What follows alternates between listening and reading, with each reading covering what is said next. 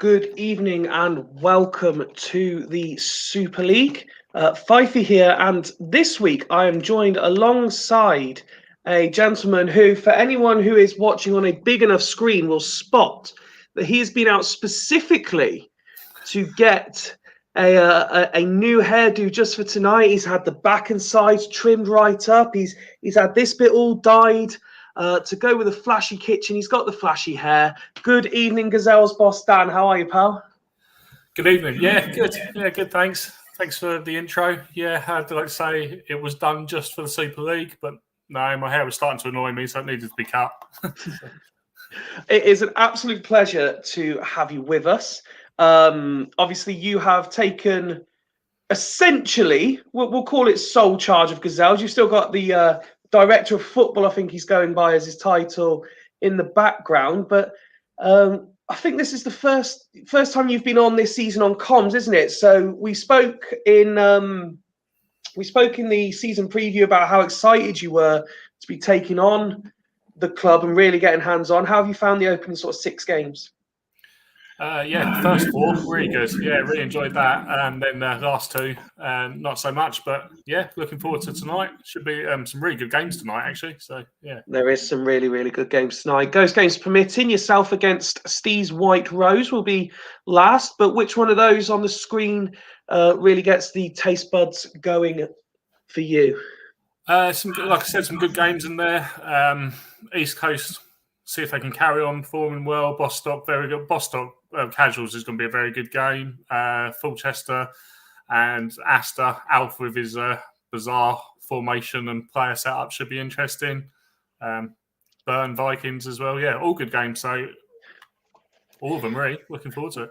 Before we get into it then, let's have a very quick scan over what is going on. Only one side without a defeat so far. That's Bostock. They're in second.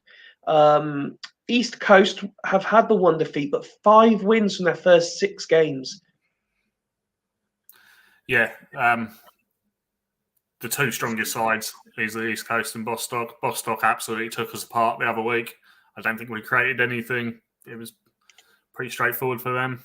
Yeah, 2-0, but I don't think it was really. There you go. But 10-5. Once we have 3 on target, we weren't totally out of it, but very good side.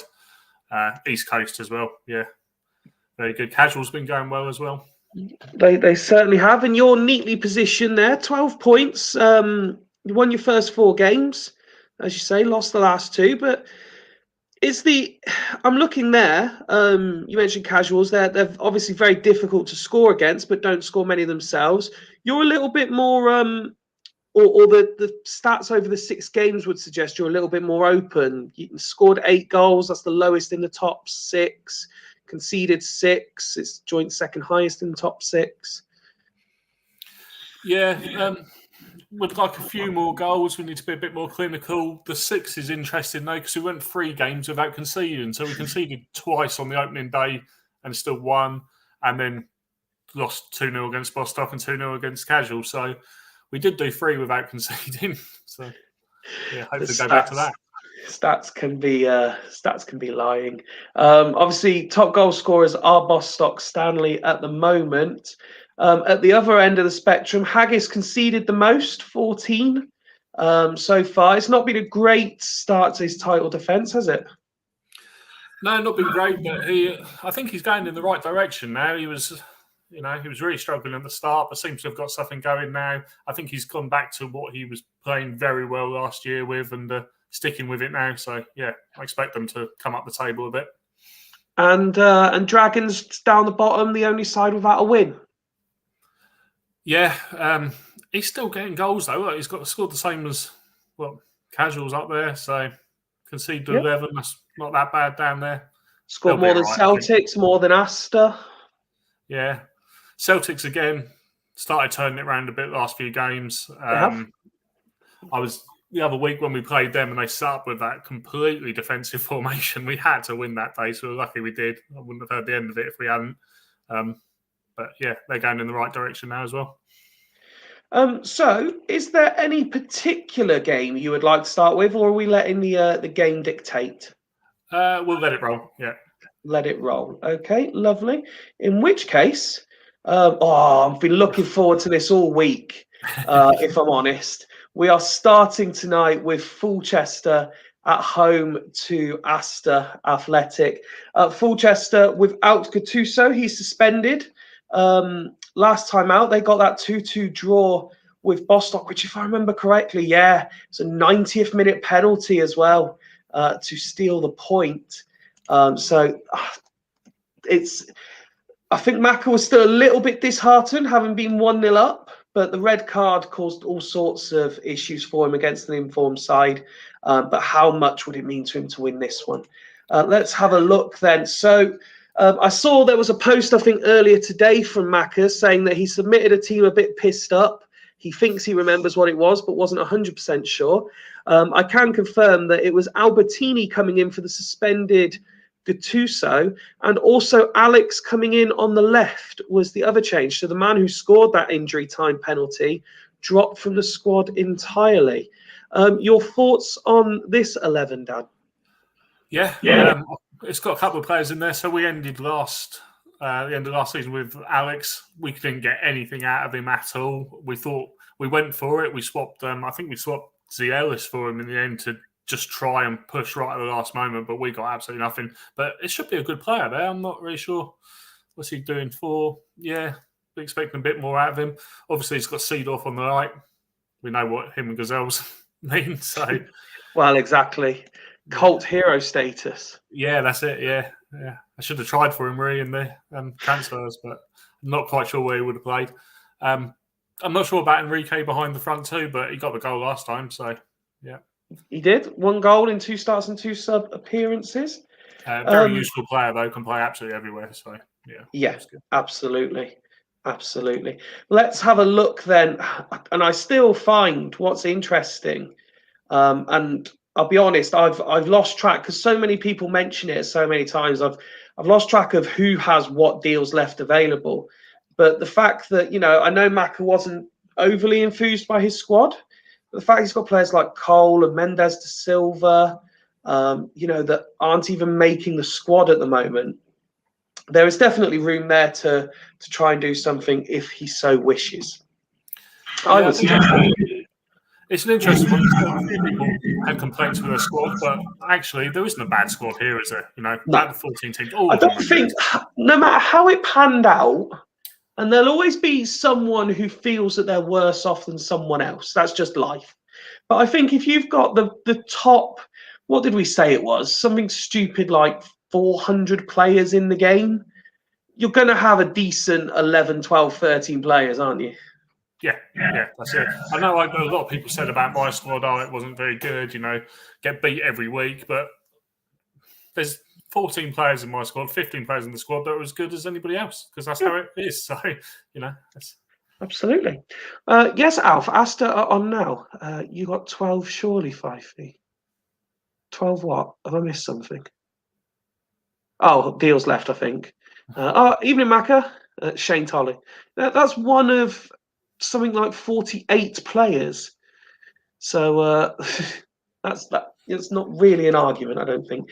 Let's have a look. So Novotny suspended for Asta, who, as you said, have got this sort of altered formation. Robin, bizarrely, Alf is the only person I know that would play Robin in the centre midfield.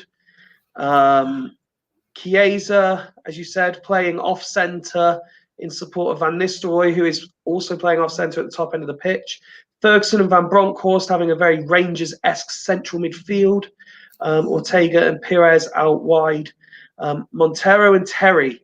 Now, this season has already seen a large number of red cards. If there was a centre-back pairing that you would almost bank on a red card generally, it would be these two, surely, Dan. Yeah, that's it. Terry was good for us in the last year. I don't like him as a person or a player, but in the game, he's very good. The Robin at centre mid, he must be the only person in the world that's ever played Robin at MC. I don't think anybody has ever done that. When you look at this team, though, it's the midfield. So we know Macca likes to have sort of generally he will play the four across the midfield. Do you think that Alf's looking at that and trying to combat against it? Yeah, he's probably trying to come up against that, play 5 across there. For me, I would have just swapped Robin and Van Bronckhorst, kept the arrow on him. Would have made a bit more sense, but or even drop Van Bronckhorst back 1 and gone 4 that way. But you never know; it might come out. He might have found a tactic that suits them, and No, absolutely. You can see ticking along the bottom there that Fulchester are overwhelming favourites. 13 people predicting they win, 18 of the 19 predicting they avoid defeat. Does that surprise you a little bit? If you just saw the squads, then yeah, it would. But as the way it's been going, I think Alf's been a bit unlucky as well. I think I had them to. I think I might have had draw here, or either that or Fulchester win. Okay, well, let's go to Match Centre then and ask you for the first time tonight for a score prediction. I'll go 2-1 Fulchester. 2-1 to Fulchester. Is that someone with a picture of Chen Mao as a display picture? Yes, indeed. Let's kick the first game of the night off. Asta straight out the blocks looking to get an early goal. All over Fulchester, but then at the other end, Fyfie from distance opens the scoring for the home side. And they're looking for Batistuta getting involved. We didn't mention it in the pre-match. I know we did last week, but if Macca can get Batistuta and Fyfie on any sort of form, it could be dangerous regardless of what's behind them, wouldn't it, Dan? Yeah, definitely. Yeah, I think we were quite lucky in the opening game. Backshooter, there's Ortega. Yeah. Ortega levels things up 1 apiece just before the half-hour mark. Albertini getting involved, Enrique as well. There's Batistuta with an opportunity and another one for Batistuta. And there he is about the 5th time of asking on the stroke of half-time. Fyfie and Batistuta on the score sheet in the first half. You said it would be 2-1. It is 2-1 at half-time, Dan. And it was certainly an end-to-end half, wasn't it? Yeah, it was good half. Yeah, as I said about Batistuta, we were quite lucky in the opening game. I think he went off injured during the game, so we didn't have to defend him. But yeah, what's that? 5 shots on goal, 5 on target. Can't really argue with that. Scored 2 of them as well. Yeah, definitely. Let's have a look. Astor's keeper's probably got quite a good rating as well. Let's have a look at the home side stats first. And every player, with the exception of Albertini, rating at least a 7. Just looking here, Alex and Seedorf seen plenty of the ball out wide. Crucially for Fulchester, Raquelme seen plenty as well. Enrique. So the ball is with the players that Maka would want it to be with. I think he may look at Ambrosini a little bit and saying Taribo West is having to work very hard in terms of tackles. What's Ambrosini doing before it gets that far? But other than that, nothing really for Maka to be concerned about, I don't think. Decent passing stats on there. What's that? West 9 from 9. Ambrosini 9 from 9. So, yeah. I'm just while you're saying that, I'm just having a look at what's going on in the chat, and we do have a new name that's appeared, which is very nice. We're always welcoming to new people, but we seem to have gone old school sort of MSN Messenger, and with the ASL question. I'm just seeing everyone's age, sex, and location being posted. It's ridiculous. I feel like I'm back in 2002. Let's have a look at Astor while we wait to see if Maka wants to do anything. You did say Alephopoulos might have a decent rating. He does indeed. Montero, on the flip side, absolutely doesn't. And in fact, there's only a couple of players rating 7s outfield. Other than that, it's been distinctly average by the away side. Yeah, there's definitely something odd about that. Not just the way it's set up, that formation, but to have Montero, what is he? 4th from bottom. So he's obviously dragged his players around a bit to get them into that position. So I'm not sure that'll help. Were you expecting, having seen both sides and how they performed in that first half, to make any changes? Yeah, Alf's got 2 really, hasn't he? I think so. If he says stick, that'd be interesting. But Maka's saying roll to 60, but Alf is making changes. So we've got Litos coming on for Montero. If you're Maka, I mean, I appreciate Litos equally a good player, but if you're seeing Montero coming off at half time, Maka will be quite happy with that, won't he? Yeah, definitely. Yeah. Chiesa is going up front, Robin behind with the arrow. So Alf's trying to go a bit more attacking and a bit sort of like for like. Yeah, that looks better. I would have kept Montero on there now. I know he's on a booking, but he was always going to get a booking. So. Let's resume the second half. And roll to the 60-minute mark to see what happens. Fyfie going very close there for the home side. Astor with a couple of set pieces. Indirect free kick to Fulchester is where we pause the game. Astor just building a little bit of momentum. Not a great deal, but a little bit. Do you think Maka will react to that? Albertini still only rating a 6. He's the only sort of letdown within the team, but there's no obvious replacement. Maybe put Seedorf centrally and maybe bring Okan on, or even Enrique to drop back. Yeah, or drop Albertini back. I have played him at DMC before. Yep. Try and get him a bit more involved. If he was shutting up shop, I'd say Mendes, Albertini, and go 3 at the back, but nobody really does that. So, well, I think Maka's going for the jugular, to be fair, because he's saying drop Enrique back for Albertini and then Michael Owen coming on. Nice. Would you be? I mean, probably not, I suppose. But knowing the sort of player Michael Owen is, would you be maybe dropping Batistuta back into the hole, or just go 3 up top, or just straight 3 up top? You're being asked, are you a chef? Me? No. Yeah, certainly not a chef. Right. The one with the Korean dictator. Oh, no, that's not even right either, is it? Let me get this right. Hang on. Where's Rob's? I've seen Rob in there somewhere. Oh, no, it is. The one with the Korean dictator is the chef in the group. That is fine, says Maka. So there's the changes. As for Alf, let's have a look. Still very average. A couple of players have increased their 6s to 7s, though. Yeah. I'm glad someone's realised. Gailey is. were to you, I'm just having a look. Edmundo's the obvious answer, but would you be? It's which way you go with it, I suppose, because I'd be tempted maybe to swap Robin for Perez and bring Edmundo on, maybe. Yeah, it makes sense. Or Gallardo and move Ortega up. Yes, quite possibly. There's plenty of Ortega's options. having a decent game. Yeah. Phones in kind of wedding. Didn't Edmundo score last week? He did. Yeah. He did. I believe that was off the bench as well. Oh, no. Clearly he didn't. No. I thought he did. Oh, no, they lost 1-0 to Celtics. He wasn't even on the pitch. Maybe it was the game before. Yeah, I was going to say. Because they haven't scored in 3 games. I thought I saw him the other week and he had a good game. So Robin is going left and Gallardo is coming on in AM. Okay. So still no place for Edmundo. Anything else, Alf, before we continue? Interesting changes from both teams. Yeah, definitely. I think I'll swap Gallardo for Ortega now. But... and make Ortega play behind the front too. Yeah. I'm never sure. They're confirming in the chat. Hodgie said, yeah, he scored 8 against Roma. Jens said he scored 17 goals against Roma. Al's saying he wants Edmundo on, but he's not told me who he wants him on for. I'm going to guess Chiesa. There we go. Chiesa is the man coming off.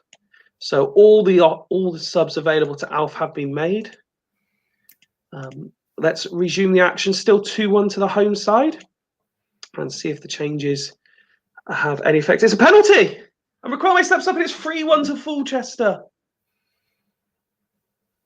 No need to slow this one down right now. Fulchester on the ascendancy again. Oh, but they got an injury, and that's massive. Number 1, Christian Abbiati going off injured on 74 minutes. No need to wait for Maka to confirm that Andre coming on. He is proven in the Super League, had many a good season, particularly in the early saves. So not a bad substitute to have, is it? No, good subkeeper. Yeah, good subkeeper. Let's resume the action. Oofed, says Ian in the chat. Still 3-1 to Fulchester. Vieri with another opportunity. Lefopoulos goes in the book. Van Nistelrooy with the pile driver. Ortega getting involved as well. Into the final 10. Asta just starting to have a couple of opportunities themselves, but it's all going to be too little too late, you feel. There's the final whistle. Massive, massive result for Fulchester. Not just in their season, but we all know how much Maka likes to beat Alf as well. So 3-1 to the home side. He will be delighted with the score. That is very wasteful from the away side, though. 12 attempts and only 4 on target. They won 5 at half-time, weren't they? So 7 attempts in the second half, yeah. Absolutely. We've got reaction coming in already. There's Maka, get in there. What else? That's good. A good result for Maka, that is. Good result. Big win this, says Haggis. Big win at the C-suite, says Jens. Then he does send a hard lines to Alf. Very solid. And now I will never know whether to trust these or if it's someone trying to wind me up. But if that is Chris Crixty, welcome back to the Super League. I'm glad you like the new format. Let's have a look at the individual player stats then, and it is Skipper Vieri getting man of the match. But you just look at the 3 key players there from an attacking perspective. Batistuta, Vieri, and Riquelme, all with standout performances. Yeah, all very good. 2 centre backs as well, 9 for one and 8 for the other. Yeah. But let's not also take away from Taribo West's performance at the top of the screen there. Yeah, definitely. What's that? 27 passes, 27 completed. And just as crucially, 9 tackles, 8 completed, 5 of them key. Yeah. Yeah, very good performance. Unreal performance. It is Chris Crixty, sir, loving it. Well, I'm glad, welcome, and I'm glad you're loving it. We have tried to carry on building on what there has been in the past, and people do seem to be liking it, so it's all good so far. As for Asta, I mean, it's just very meh, that, isn't it? Yeah, a lot of yellow cards in there Like, as well. if I was to ask someone to describe meh, that is it. Yeah. It's just disgusting to look at. A lot of yellow cards. There's 5s and 6s all over the shop. Yeah. Very low numbers in terms of touches the ball, passes, etc. It's just not very good. No, 5s and 6s all round, and then you keep getting an 8. That's it's not what you want. Alf suggesting that he's had 57 chances in the last 3 games and lost them all. And then we've got criminal performance with that side, Alfie. It'd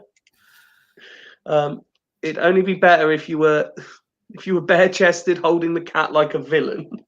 No, nobody needs a semi-naked Fyfie on Super League Sundays, that's for sure. That's much more of a Super League Thursday kind of job. Overall, though, full chest of good value for the win, do you think? Yeah, definitely. Yeah, very good. Very strong performance. Alf will be disappointed. There's a side in there, though. I think he just, as we said before, play the players in their proper positions and you're going to get results. There you go, Alf. Spoken by the man who won his first 4 and lost the last 2. Yeah, that's it. Don't take advice from me. Next, we are going to another interesting looking game. This one, it is the Badgers at home to East Coast, top of the league, East Coast.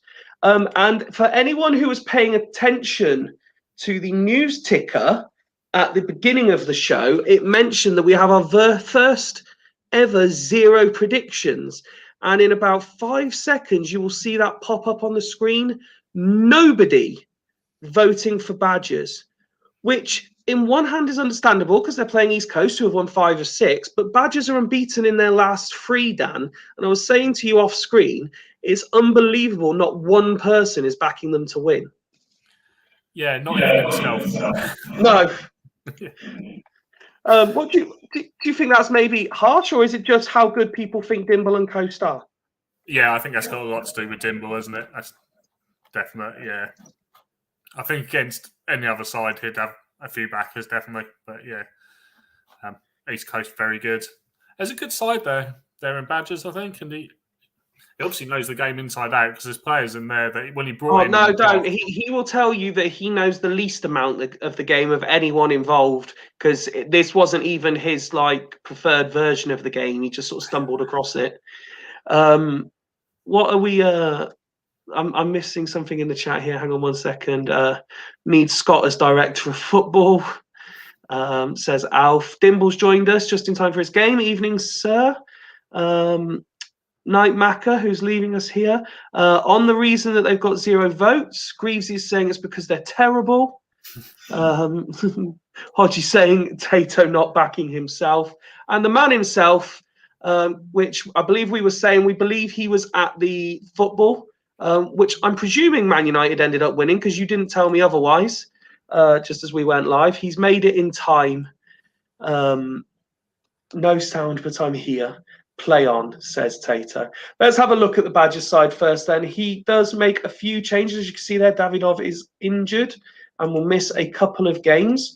But largely, it's unchanged from the side that has picked up results in the last few games. Vincente is coming in up top. Other than that, pretty much as you were. Everton are awful, says Ian Edwards.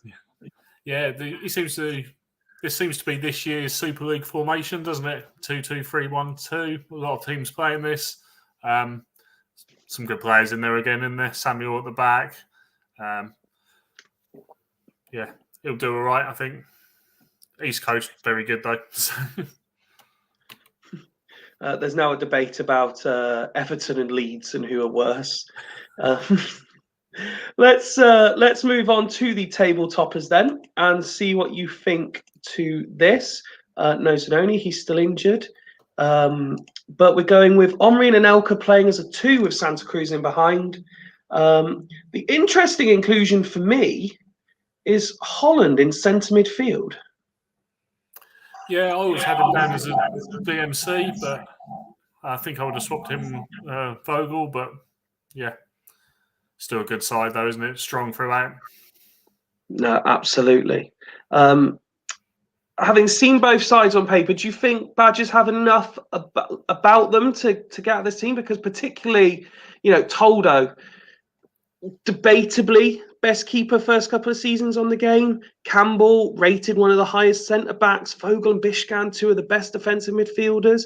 I mean, they're never really up there with your Ndais and your Vieiras, but they're certainly in the conversation and playing as a pair. Yeah, definitely. I think it's a bit of a free hit for Badgers, isn't it? Like we were saying about Bostock, strong sides. Go out there. If you get something, that'd be great. If not, it's not the end of the world, is it? Move on to next week. So Jens is suggesting that Liverpool and Michael Oliver are just as shit at the moment. Liverpool might be. I don't think Michael Oliver got a whole lot wrong in the game, in all fairness. There's a couple of VAR decisions. But other than that, we all know that VAR is corrupt anyway and shouldn't be involved. So can I ask you, please, sir, for a score prediction?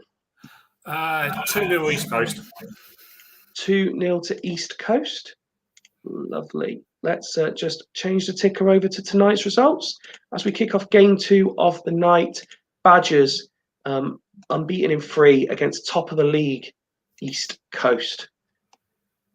The away side have the first opportunity of the game, but failed to convert. Badgers have a little bit of possession, but Coast withhold the pressure. Should have scored was the commentary text there for the home side. And Badgers certainly not afraid of their top of the table opponents here. They are going at them. But there's Santa Cruz and Anelka, who's been in fire at the start of the season. Sol Campbell sent off before just over half an hour played. I can't see Dimble going one at the back here the way Badgers have been playing. What's your initial thoughts? Yeah, Materazzi for Santa Cruz, I think, isn't it? And Henri playing behind Anelka? Yeah, go to one up top. Wouldn't surprise me because Dimble is a fan of Santa Cruz, if Henri came off.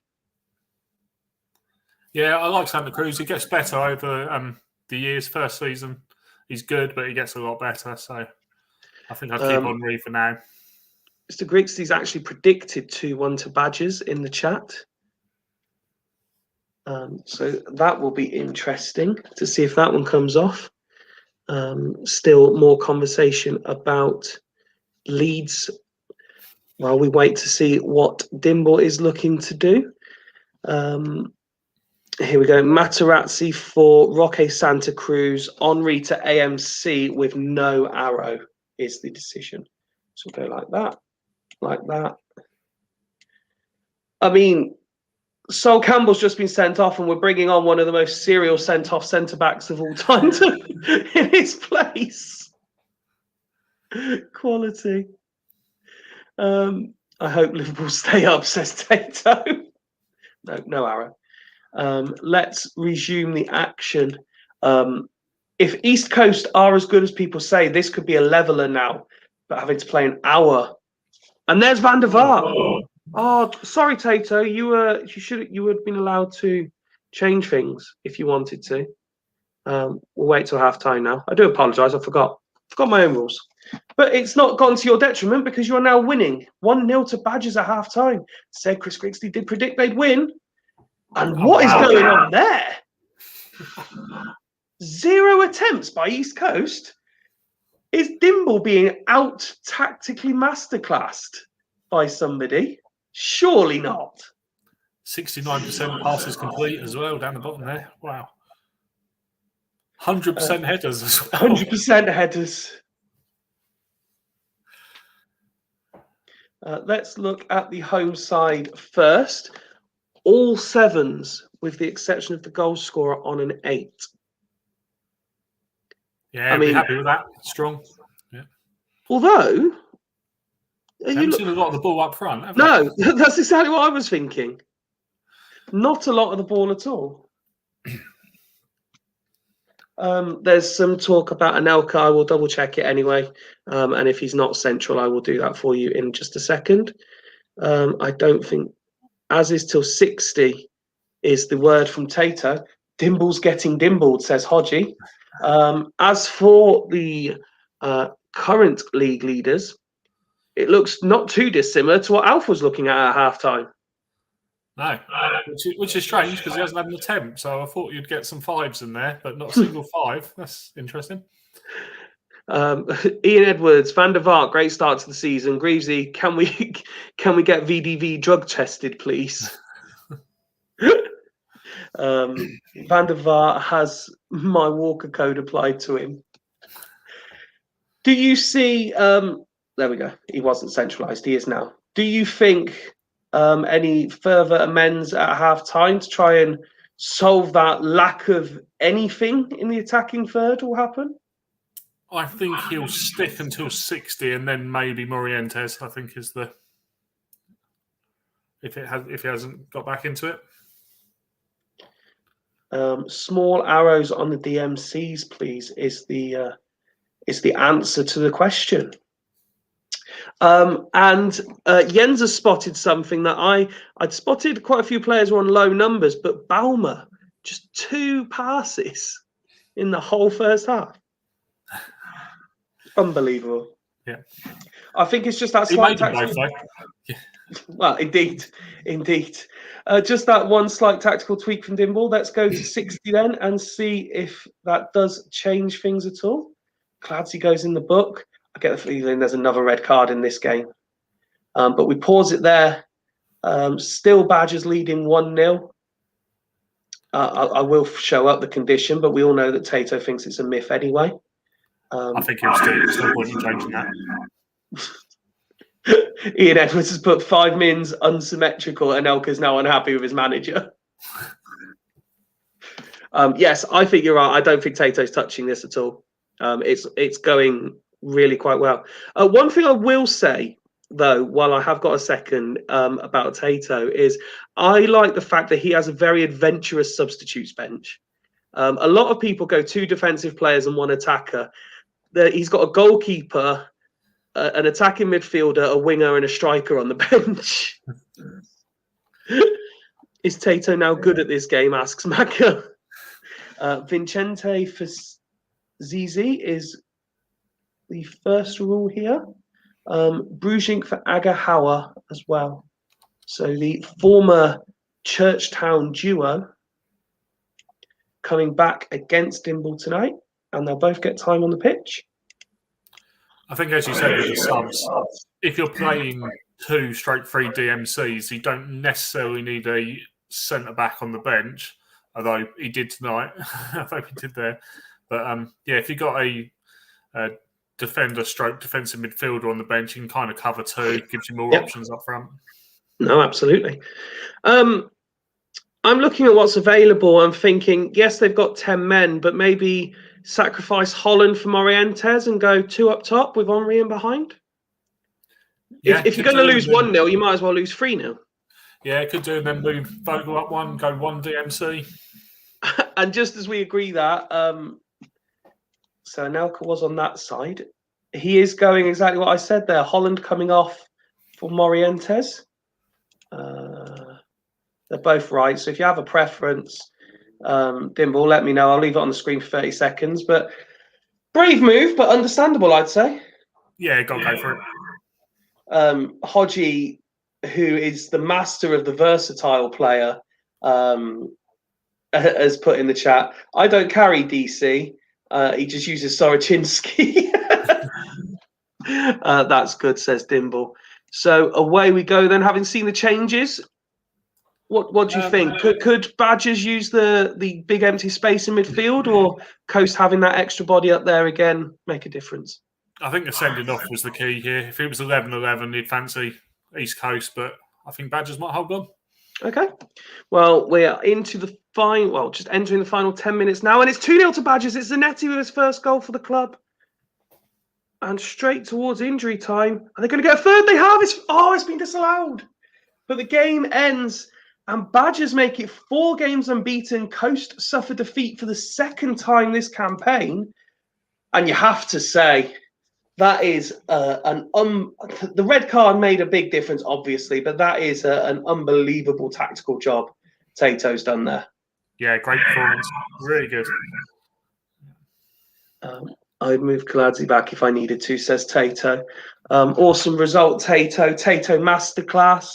What else? We've got Tato's at the wheel all coming in there. Reaction from the managers, getting there. Good game, Dims. Red card helped a lot. Played tatty, says Dimble. You did call it, yeah. Give credit where it's due. It was called that Badgers would win this one. So nobody backed them in Swan Super 7. I think he's calling it. He comes along, calls it live on the chat, and it happens. Let's have a look to see how it happened. Van der Vaart getting man of the match. Solid performance from him. 18 of 24 passes completed.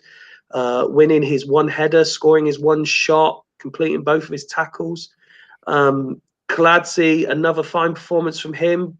Not too dissimilar to what we saw from Taribo West in the last game either. Zanetti got his goal. He got a 9 rating as well. The subs came on, and even in their half an hour had a decent impact as well. Everything Tato touched there was pure silk, wasn't it, Dan? Yeah, not bad performance in there, was it?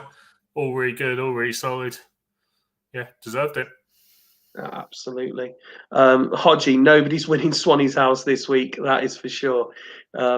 As for East Coast, I mean, literally to coin or to paraphrase, it's just sixes. It's all 6s and 7s. There's nothing else. This is probably as average as we've seen, and even then, is Vogel's 6 maybe a little bit harsh? 29 of 38 passes completed, 7 of 12 tackles, and 3 of them were key. Maybe a little bit more. Yeah, 6 is harsh there. But the red card made the difference. I don't think Dimble will be panicking too much at the result as such, but disappointing for him to get to the top of the table and then instantly go and drop points again. Yeah, definitely disappointing for him. But like you say, losing a player. Play best part of an hour against an informed side. It's always going to be difficult, isn't it? Yeah, definitely.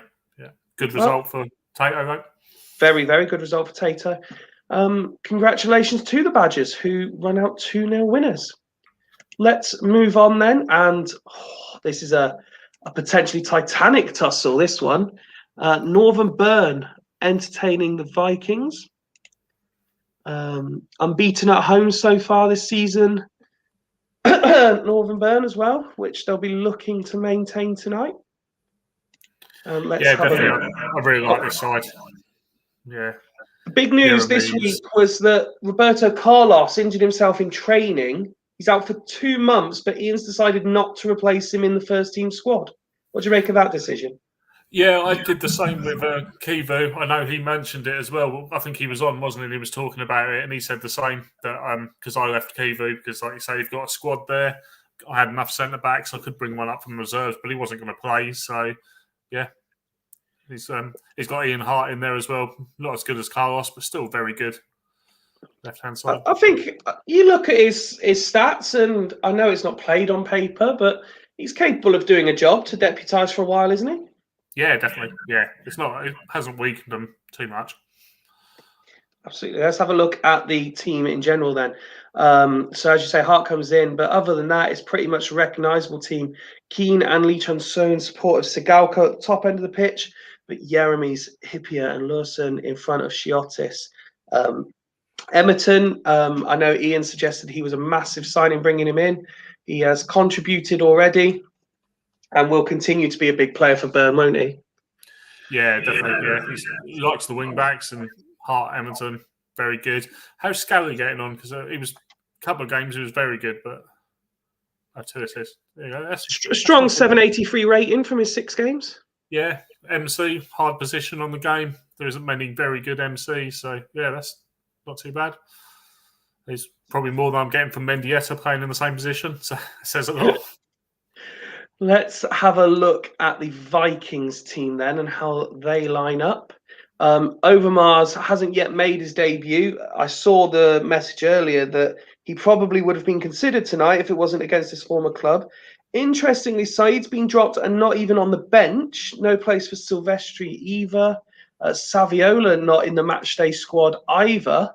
Kaka and Jacques in support of Crespo. Addo comes in to partner Desai in that holding midfield role. Rayed and Smith, the attacking options from the bench.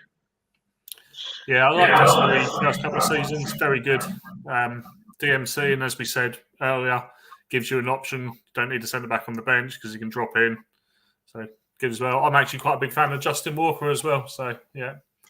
Had a good start to the season. 6 appearances, 3 goals and an assist.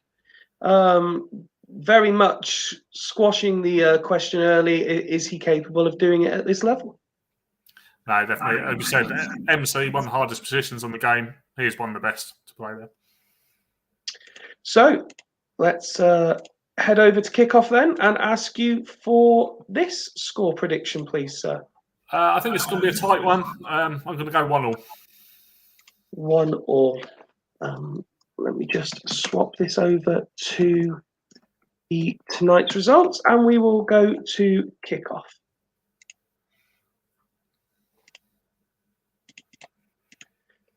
Excuse me. Home side with the first attempts, but Vikings on the counter come forward.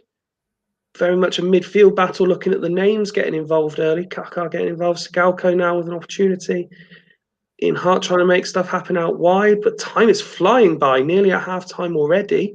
2 minutes to be added on. We're into those 2 already. Kuehl it was with an attempt. It went out for a corner. Byrne could do nothing with it. Walker gets that out to Duff, but the half-time whistle goes quick as a flash, Dan. Not a lot to report there. Yeah, as you said, pretty good sides. Neither of them concede. So it's good. Not really what we've come to expect from these two sides, but as you say, because they're so good defensively and well drilled, it could be a night of very little opportunity. Jens, what a wonderful half of football that is. Let's have a look at the home side first. They're seeing plenty of the ball, and it's shared around as well. Everyone's getting involved. They just need that little bit more penetration at the top end. Yeah, plenty of passes. Yeah, just not many shots. I think if you offered them both a point, at the start of the game, I think they both would have taken it. So, well, Mr. Edwards is going as is. Jens is already saying, "Well played, Ian. We go again."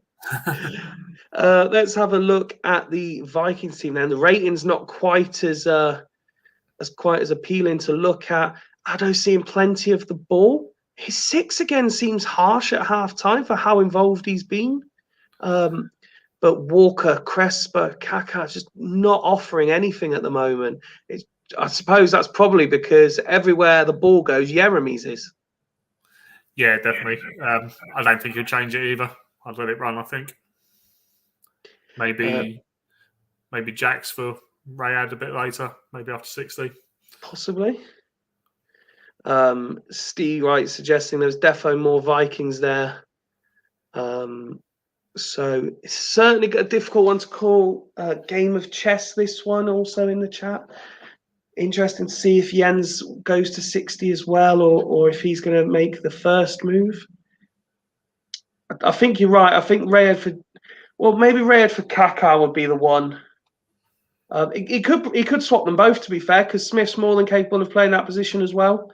Could swap them both at 60. Yeah, definitely. You're a bit disappointed in Desai there. 3 tackles, none won. None won. Yeah. Jens also sticking to 60. So let's resume the action. It's safe in the knowledge. Actually, before I do, was it not Northern Byrne who played out the most boring game of football we've ever seen in the Super League last time as well? I remember moaning about a game being absolutely terrible. Yes, Coast nicked it in like very late in a truly terrible 90 minutes. Yes, so maybe this is just what Byrne are trying to do, is bore people into submission after a fine start to the season. Let's see what happens up to the 60-point mark. There's Sigalko with an opportunity. The home side definitely seemed to have started the better. Shax shooting from distance. Another set piece for the home side. Approaching that hour mark. There's certainly been more intent in that opening 50 minutes. And just as we stop it, Crespo gets his 5th of the season to give the away side the lead. And suddenly, whatever Ian was thinking, he may need to think again, Dan. Yeah, Crespo performance. Sigalko 5. Sigalko rating of 5. I can't see him being brought off, and there's no obvious out-and-out striker on the bench either. How do you solve this problem? I think you have to leave. You have to leave him out there. Same like we just said, Crespo. He can have a rubbish game and get you a goal, and I think it's the same here. So leave him out. Do you maybe go 2 up top with 1 in behind? Do you move everyone forward potentially? You know, Kuehl get further forward, Keane, Chun-So get further forward. Yeah, I wonder if he might move Kuehl up 1 and go 2-3-1-3-1. Have a go at that. Kuehl on the left-hand side of the 3. Well, in the enigma way that only he can do, Mr. Edwards is saying as is. He backs this side to sort it out. As for Vikings, they have just taken the lead. Bode there with a 5 rating as well. Still a couple of 6s dotted about, so it's not a stellar performance by any stretch of the imagination. There are options available from the bench. Does that goal change Jens's thinking as well? I think we'll see Rayad. He could come anywhere across the 2 AMCs or 2 wingers. So, yeah, I think we'll see him on. Okay. I think, he probably comes on for the left winger. It still wouldn't surprise me if Smith comes on for Kaká just to do something a little bit different. Yeah, or he could try and shut it up and Tudor for one of them and go to 3 DMCs. Well, there's just one change, and it is Rayad for Kaká. So there we go. Let's see if it changes at all. Sigalko can't miss. Sigalko doesn't miss. And it is 1 apiece. Crespo with a shot, parried away, gets the rebound. Shot is in the way again. Into the final 10 minutes. Either of these, the time is just ticking away. Harry Kuehl now. And Keane puts it over the bar. Pick it up from the goal kick. Emerton lines it up. 3 minutes. Shot deflects off the wall. And now Crespo on the counter-attack. Walker. Duff. Hart flicks it clear into injury time now. Wow. Yeah. For the second game running, I'm very disappointed in a Northern Burn game. It did not offer. I mean, maybe this is just how it's reminiscent, actually, of like Man United Chelsea games from, say, 10 years ago, where it's 2 perceived heavyweights playing out absolute dross football. And maybe that's just what Northern Burn are doing. When they're coming against the top teams, they're just dross football and making sure they're not losing. Yeah, make sure you don't lose. And as we said, both have got a striker who score out of nothing, and they have. So, yeah, they'll be happy with that.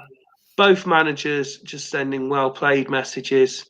And Tato, I will take the draw there all day with his lofty ambitions of winning it this season. And both sides did create chances, to be fair. Burn, 7 attempts, 1 on target, and they scored it. Yeah, that's what you get with Zalco, though, isn't it? That's all we need. Let's have a look at the individual player ratings then and see. Harry Kuehl getting man of the match. There's just not much here of any real substance to note, is there? I mean, you can understand why Kuehl's got man of the match. He's seen plenty of the ball and he's distributed it well. It was just a relatively solid team performance, that from Burn. Everyone played their part, did their job, and they got away with it, really. Yes, Robbie Keane had a decent game in there.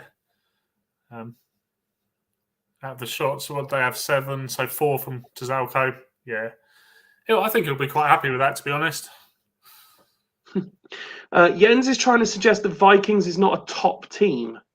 I would still disagree. I think that they've got some good players and they've got a manager who has proven he's capable of achieving stuff. You know, I'm not suggesting they're going to win it. I definitely think they're in the conversation.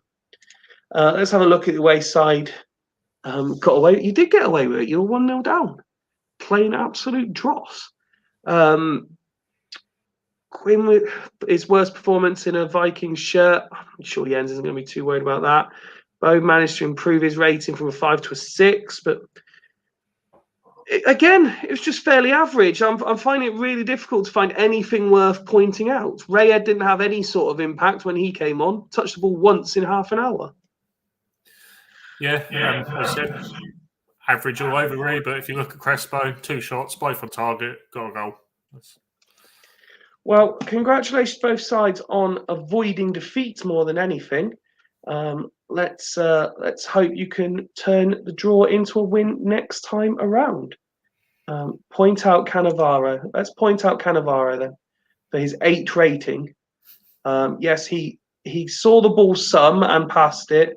He did do well with his tackles. If we're looking for positives, 7 tackles, 5 completed, 2 key. Also 4 headers, 3 of them 1, 2 key. So let's praise Cannavaro for a job well done tonight. Let's move on to what I believe is game number 4 of the evening. And it is the one, I believe it is his second versus third before a ball's kicked. Or second v fourth, maybe. Oh, no, you're fourth. Yeah, second v third. As Casuals go to Bostock Stanley. 2 teams you mentioned in the intro as to how well they're doing. Casuals make 1 alteration from their side. Claudio Lopez comes in for Cepeda, who drops to the bench. Other than that, it is as is. We've already seen they've got the best defensive record in the league this year. When you've got Vieira and Soroczynski, behind them you've got Thuram, and behind them you've got Buffon. Is it understandable why they've only conceded 2 goals? Yeah, definitely. They're not going to concede many, are they? As I said about our game when we played them, Buffon ended up getting a 9. We were probably the better side and lost 2-0. So that kind of sums it up, really. Good at the back, good in goal. Giggs is always going to supply. And then Vieira as well. Yeah, Jens suggesting it's an absolute disgrace that Hamilton Ricard can't see any game time. Well, so for all their defensive prowess, they're only averaging 1 goal a game at the moment. Comandini has taken his opportunity. He's got 2 in 4 and an assist. But at what point do you look at it and think we need to maybe bring the heavyweight names like Kluivert back into? We're clearly very good defensively, but we need to score more goals. Yeah, I think I'd play Kluivert through it. He's an interesting one, and I know people have spoken about him. Some saves he's absolutely brilliant. Some you get nothing out of him, but I think I'd give him a few more runs of the game. But Comandini's doing well for him. Yeah, I quite like Tommy Smith as well behind the front man. He played definitely the first game, possibly because he scored on his debut. So I imagine it was the first 2 games and he got dropped and hasn't seen a moment of football since. Let's have a look at the home side then. And could they be set for their first defeat of the season? No, that's not right either, is it? No, it is right, because I mentioned they were undefeated. Totti dropped to the bench for this one. But no matter... We had this about in the last save, didn't we? We had this about Devils. We had it about Dragons. We had it about there was one other team as well who were treated. Burn, for the most part, with the exception of that last season. No matter what changes made to the squad, it doesn't seem to weaken them. Now, it's interesting that he swapped Totti and Del Piero for Collins and Strand. I quite like Strand, but yeah, I think Totti and Del Piero, surprised they're not starting. Montella, yeah, he took us apart the other week. That was, again, really strong side. Who's he got? Who's normally plays wide left for him? Has it always been Junior? So no, it's been Boa Morte because everyone said that he's been the weak link.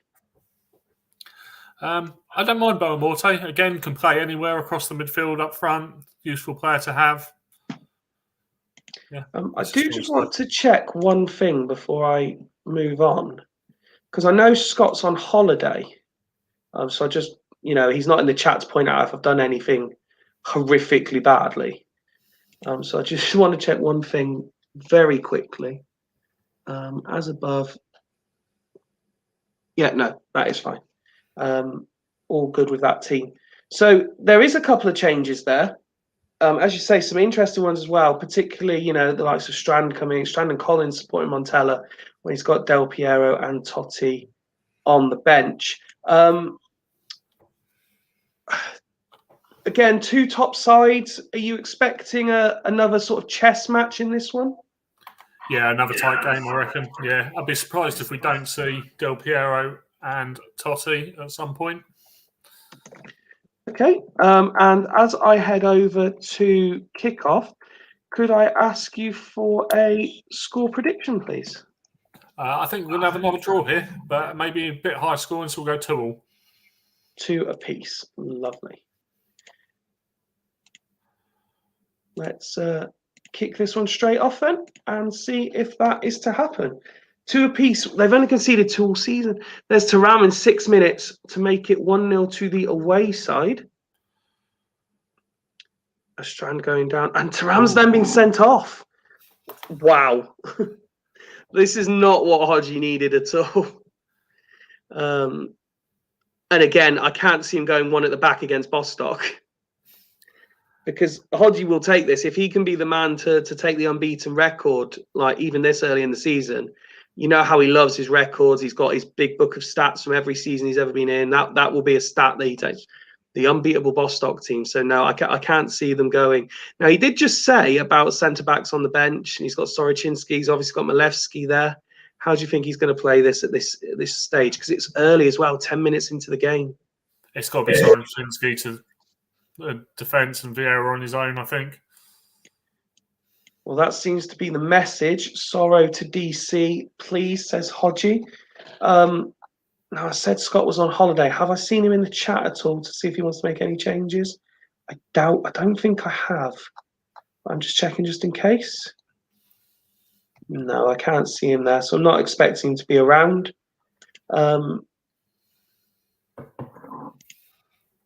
Yeah, Soroczynski and Buffon's taking the armband. I thought I'd done something completely wrong there. Mine's not at it today. Let's resume the action then and see how much of an effect that red card is going to have. And Strand straight away makes it 1 apiece. Suddenly it is looking like there might be goals as you predicted. Casuals are not sitting back with their 10 men. They're going for it. They need to be careful not to be caught out on the break. Reach half time and it's 1 apiece. And Casuals are doing very, very well considering. They're ahead. Yeah, I think the sending off might cost them here. I mean, from what I was looking at, they got hit by a sucker punch not long after the red card, but I thought they still had a fair element of control of that first half, to be fair to them. Let's have a look at the home side stats very quickly. Some half from Casual stats, says Jens. Completely agree, sir. Mixed bag. Van Bommel not really doing too much. The centre-back's not really impressing either. That's another strange 6, though, for Van Bommel. 13 passes, 12 completed, 2 tackles, 1-1, gets a 6. That's a bit harsh. 37%. Jesus, lads. 37% what? What did I miss there? Oh, tackles. Yeah, that's not ideal. But yes, no, I agree. There's been some harsh ratings already tonight. There's been a couple we've picked out which don't seem overly generous by any stretch of the imagination. But no fitness concerns there for Bostock to worry about either. Let's go over then and let Hodgie have a look at what he needs to do. Vieira on a 5.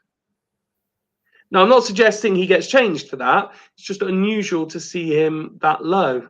But it's got a lot to do, I think, with 3 attempted tackles, 0-1. Yeah, it'd be disappointing with 5, but you're not going to take him off. But Comandini on a 5 as well. On a 5, Clivert on the bench. I think that'd be the swap. See, it's interesting that Vieira on a 5, no, but Comandini on a 5, yes. Yes. Vieira very proven. Do a job. Cepeda has been the man of choice recently. Does Lopez go forward and Cepeda come on? It is as expected. Confirmation come through. Comandini off at half-time. Clivert on for Hodgie. Let's resume the action then and see if he can convert one of these chances and give the 10 men the lead again. Oh, there was a very early attempt in the half there, but now Montella's starting to get involved. Another yellow card handed out. And we've reached the hour mark. And Giggs, it's been disallowed. He was offside. Oh, what a moment that could be for the 10 men. Hodgie added the please. He did. He did add the please. He's a very nice and pleasant man to talk to, is Hodgie. So goal disallowed. How crucial do you think that will be in the end, Dan? Yeah, I think that might be their chance there. I'm doing this in the knowledge that Scott's not here, so I've just thrown it up so when he watches it back, he can have a look. I would be tempted to look at Junior here, and probably I'd be saying Totti coming on in his place at this juncture. I'd probably be looking at Collins as well and bringing Del Piero on, who's not had a bad start, 2 goals in his first 6 games, if it was me.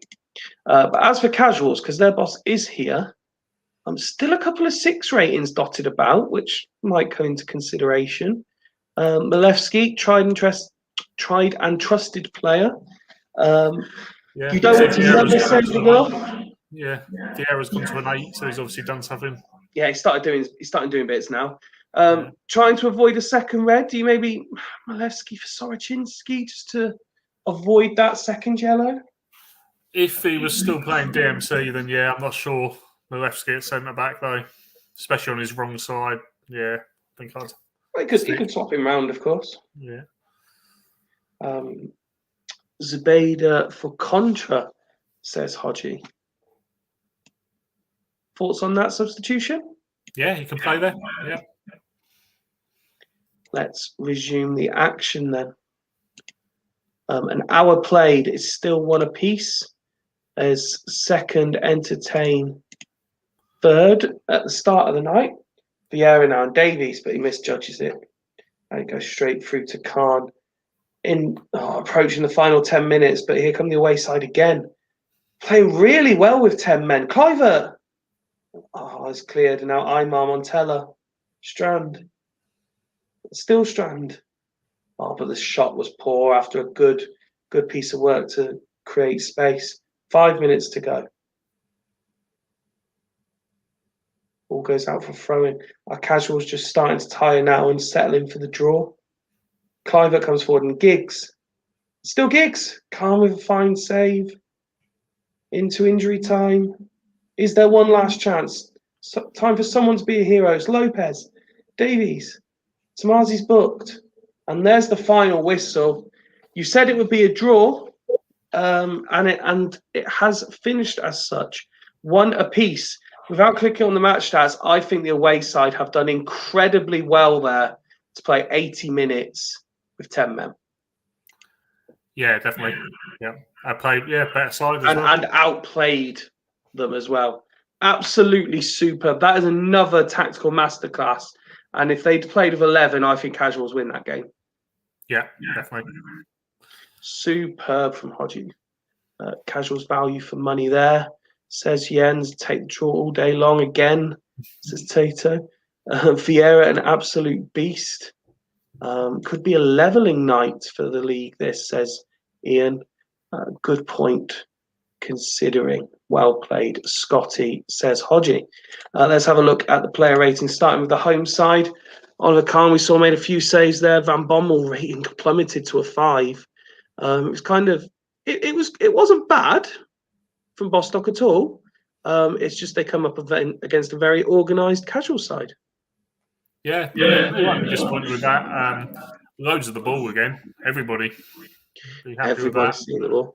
Would have liked to create a few more chances. Been interesting if it had been Totti and Del Piero. I wonder if that would have made a difference. But yeah, no, definitely, and I think it would have done. Ryan Giggs picking up man of the match for his performance. Of course, he had a goal disallowed.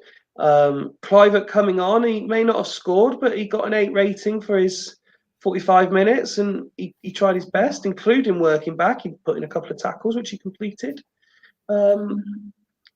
Balls again, seen plenty of the ball, haven't they? And it seems to be those midfielders who have seen it the most. So they were able to retain possession and clearly creating chances.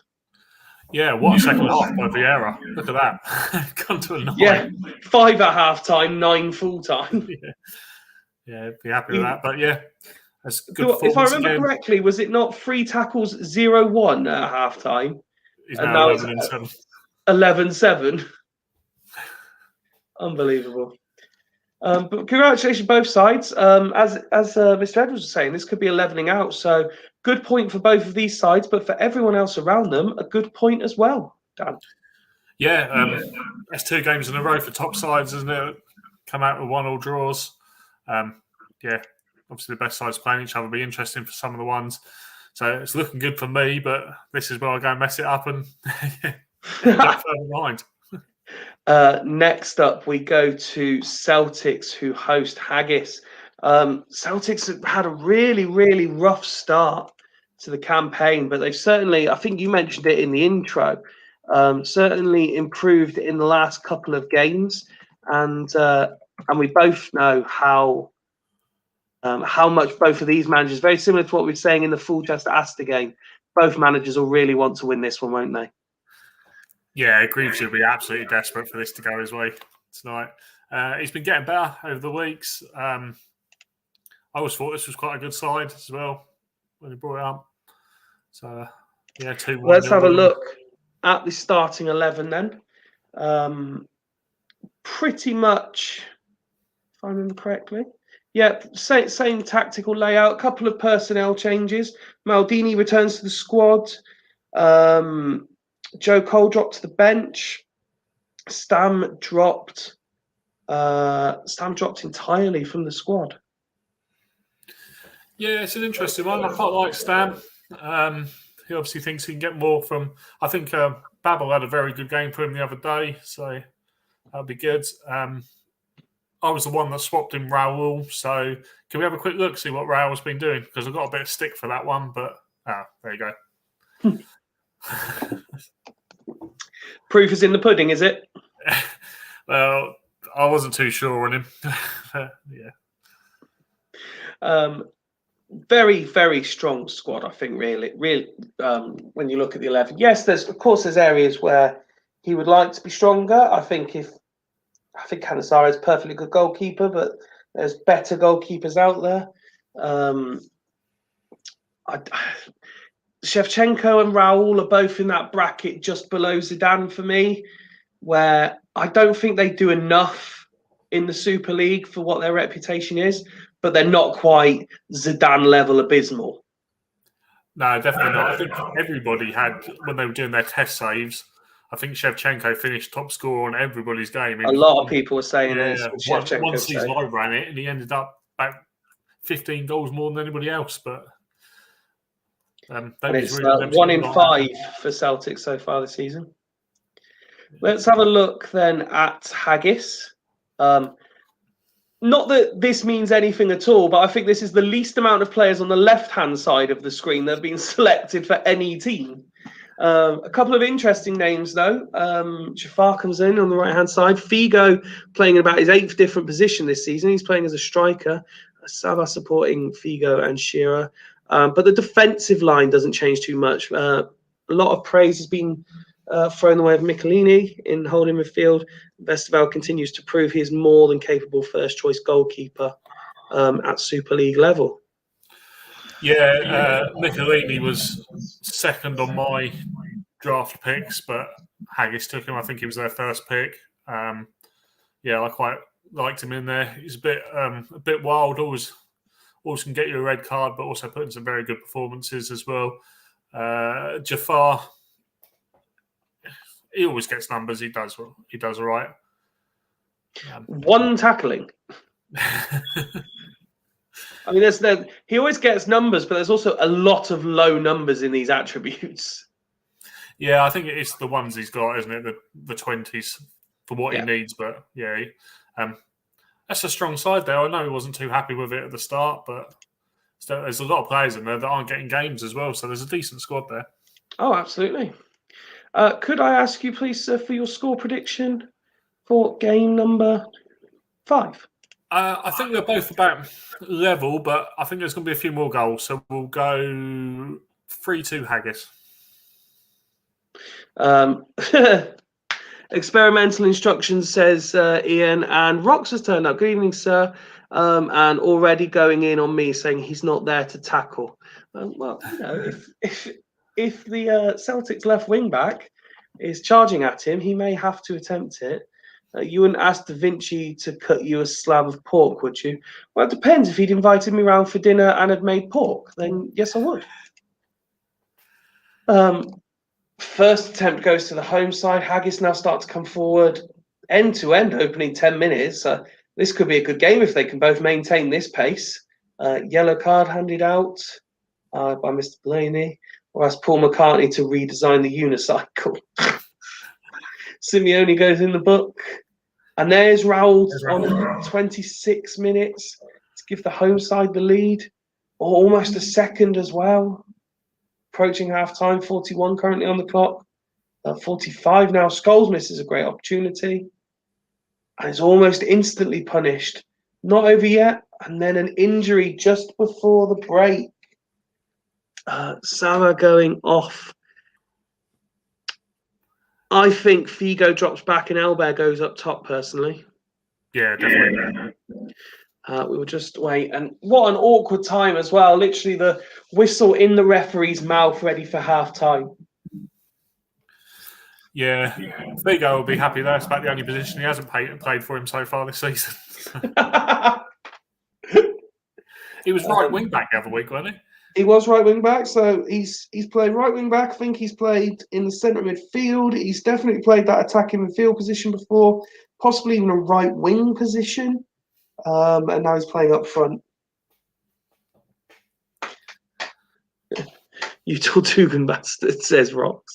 Not Sabat, I'm afraid so. Just waiting Ian's confirmation for Elbert so we can crack on. There we go.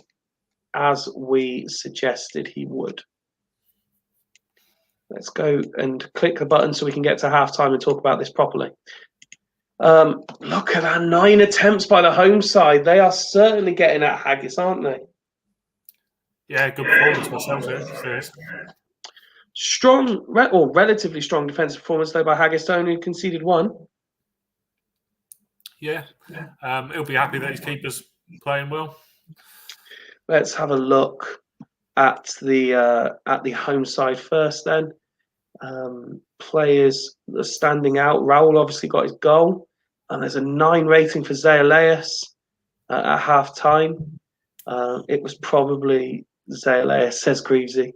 Absolutely. Canizares got a decent rating as well, because what few attempts Haggis have had, he has made the save accordingly.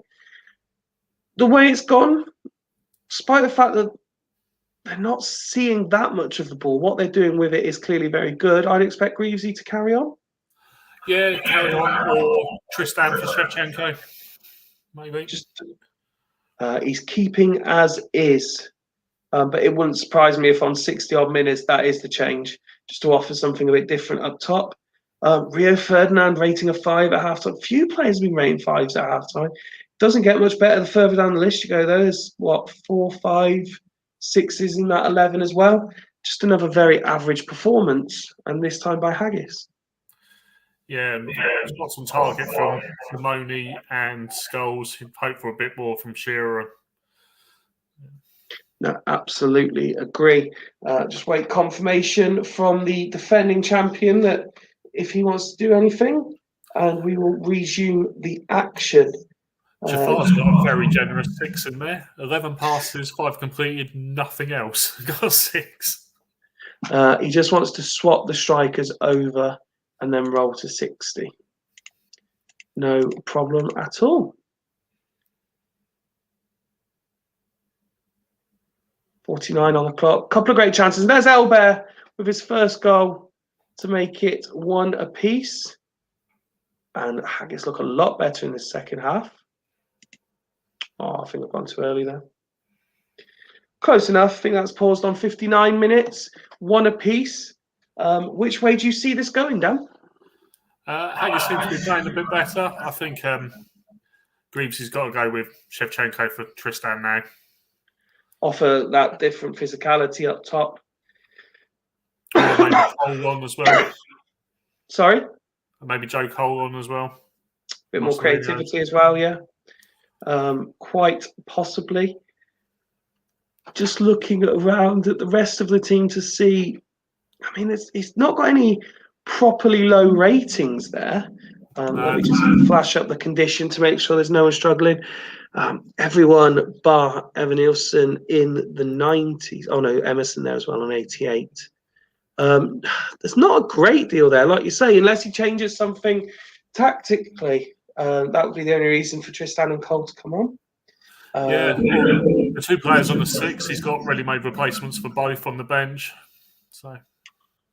So Cole and Tristan are both coming on with half an hour to go. Do you think they change the dynamic of what this Celtics team do? I think Joe Cole's a good player. I'm surprised he didn't get a start. Got to keep Shevchenko in there in the hope that he comes good. But just another one of those strikers that you just leave in there as long as possible. Yeah, I think so. But then Tristan's a good player to have on the bench. It's not like he hasn't got anything else. So. No, of course not. Simeone, the only outfield player rating above a 7, that despite his yellow card. Okoronkwo also on a booking at this stage. Condition-wise, no real areas of concern. Maybe keeping an eye on Figo. They're already on 81%, but looking at the bench, I kind of think Haggis go as is. There's not much I would look to do there. Unless push Figo up top with Shearer central and then a little diag arrow on Skulls. Yeah, or move Skulls up one. Figo could play another position. Binotto coming on for Jafar is the change for Haggis. Let's resume the action then and see if we're going to get a winner in this game. And it was Haggis who created a couple of opportunities. Failed to convert them. Gazelles and Emerson. Skulls. Body checked. Indirect free kick. Gatos. Michelini, but Binotto gets in the way. Oh, it's gone in. Evan Nielsen scores his first ever goal for Celtics. And the home side are back in front. Now Tristan and Cole, Gatos. Davids goes down. Plini goes in the book for a foul. Gatos takes it. Raul now. Tristan. Raul, Cole, Emerson. Plenty of seeing of the ball, but not managing to convert. And there's 2 apiece. It's all square. Paul Scholes on 80 minutes makes it 2 apiece. Now Shearer, Figo, Elbert, and Shearer. Corner kick. Shearer! Oh, he should have probably scored that one. Tristan now. Cole. Free kick awarded. 2 minutes to be added on, of which we're into. Elbert crosses. Now Simeone. Free kick awarded, which Figo lines up. Davids manages to clear. And this one ends 2 apiece. Both sides had the opportunities. Probably, in terms of entertainment and not knowing how it's going to end, I would argue that's been game of the night so far. Yeah, definitely. Haggis good after the break with their swaps, and then the swaps on 60 for Celtics helped them. So, yeah, it's probably fair result in the end. Let's have a look at the home side first.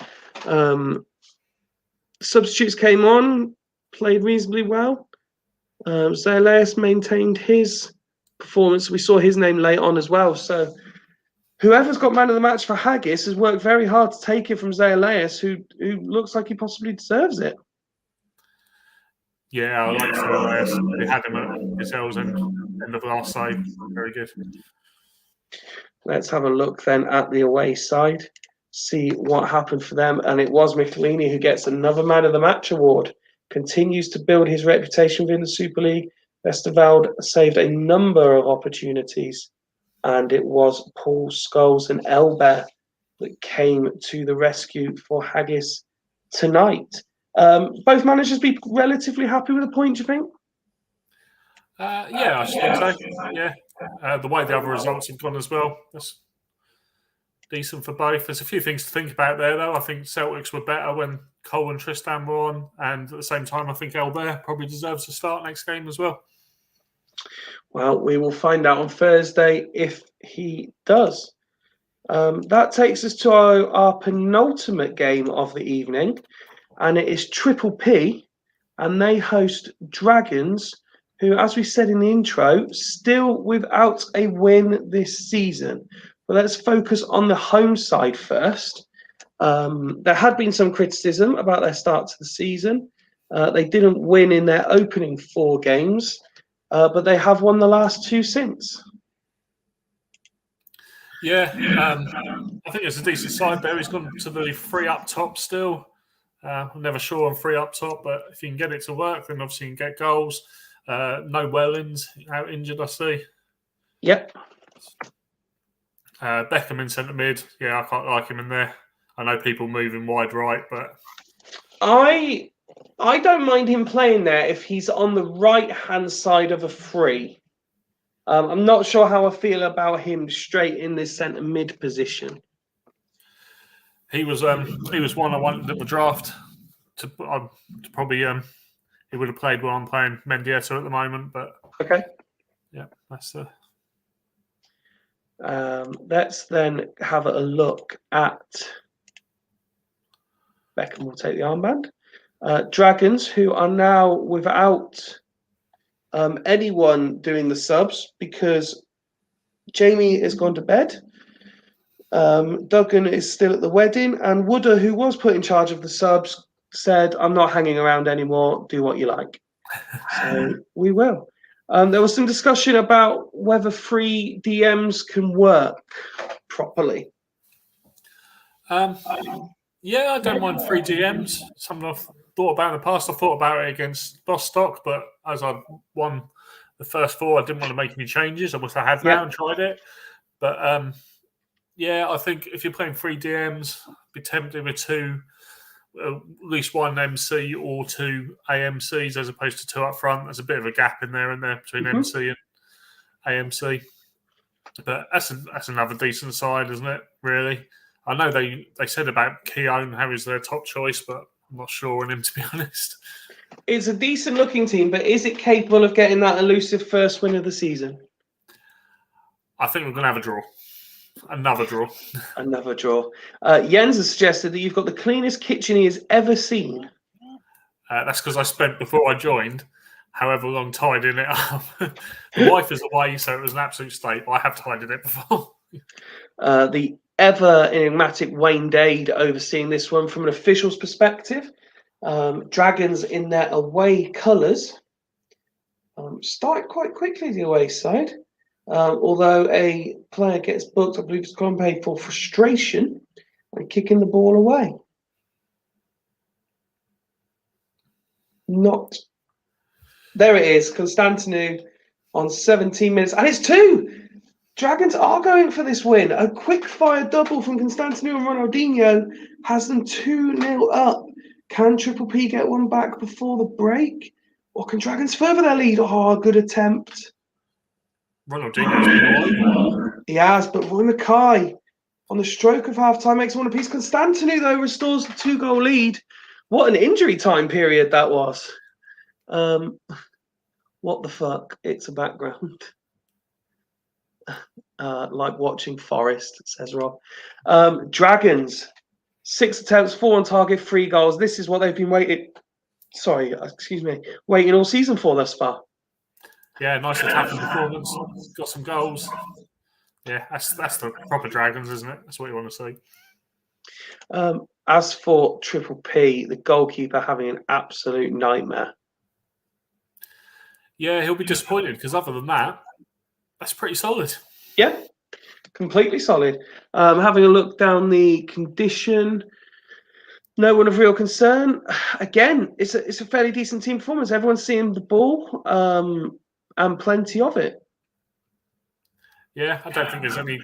I don't think I'd be making subs there. Maybe tactical a bit, but yeah, everybody playing okay. just goalkeeper, unless you want to swap your keeper. As for Dragons, Liam Kyo only rating a 6, as is Lazans, but everyone else rated 7 or above. No conditional issues either. So, providing with Wooder now gone, there's no red cards or injuries, we'll just let this Dragons 11 play out. Interesting to see what Rob does here, if anything, to try and alter the situation. There was a lot of Ronaldinho text in there during that half. Good to see somebody get him playing. I know he's another one that kind of falls between the very good and a bit of a myth, but yeah. A slight tactical tweak for Triple P. They're pulling the wider strikers back. Come on. With forward arrows. Do you understand? Yeah. Trying to fill those spaces? Yeah, definitely. Like we said, it's quite a big gap there. He's filled that in now. Let's resume the action then to 60 and see if that has any effect on this game at all. We have reached the 60-minute mark. They've got a penalty, and Bayer's been sent off on the hour mark. And what a lifesaver this could be for Triple P. What a kick in the penis this could be for Dragons if they throw it away now. Well, Constantinu is the favourite, so I think Luca Toni comes off here. Constantinu just goes like that. Would you agree? Yeah, the only other one would be Lazans and go for 2 DMCs, but as you're given winning, that they may well concede the penalty, I think he'd want to keep Yeah. the shield there. So I think this is what we go with. Very, very aerial. Constantinu and Dino, says Tato. We are at the hour mark, of course. There's nothing else that you would probably overly want to change. But Rob has the opportunity before we take the penalty to make any tactical alterations he wants to. Does he get to pick his penalty taker as it happens to have stopped right on? No, if he has selected one beforehand, it plays. If he hasn't, it's the luck of the draw. Kicking the danglies, maybe, Mr. Chairman. Indeed. Zauri for... Oh, it's because he's on the bench. I was very confused as to who was coming on for them. Zauri for Salihamidzic is the change. I think that'll be it as well.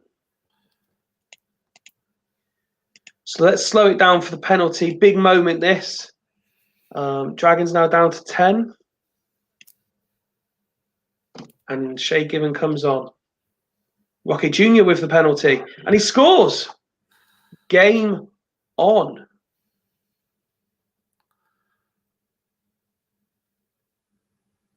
Another yellow card handed out. Let's slow it down further. Very much in the balance this game. Both teams going at it. Liam Pyo with a drive. 15 minutes. Oh, and there's an injury. Kaluzhny goes off injured. Jamina is the obvious replacement for me here. From Rob's perspective, would you agree?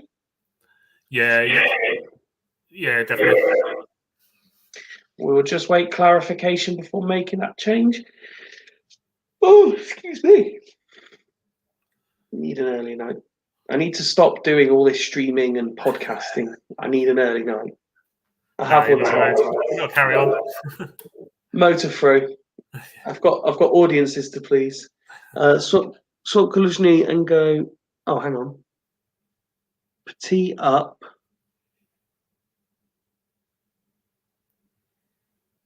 Swap Kaluzhny and go for 3 AMCs. Petit. Like this. Presuming he means like this. Although that's a strange move for me, pushing Petit further forward.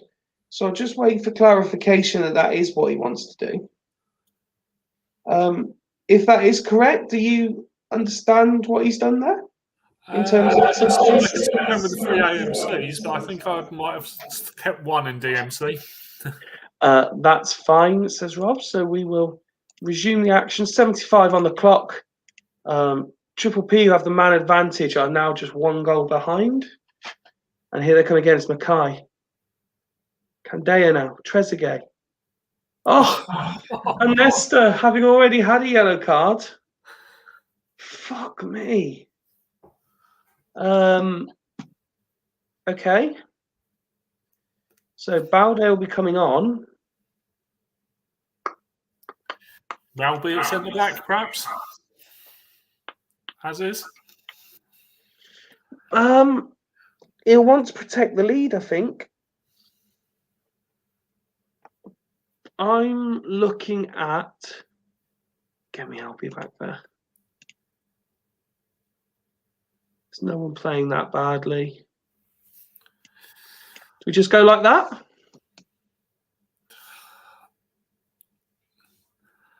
Yeah, the other one is to take the striker off. But I was tempted to move Ronaldinho to the left wing and then swap Lee Young Pyo and keep it. Oh, no. Duggan has come into the chat. So, yeah, we can go back where he was. Balde for Ronnie is the move. Ronaldinho has done his part. I know. Yes, I see it, Duggan. It's fine.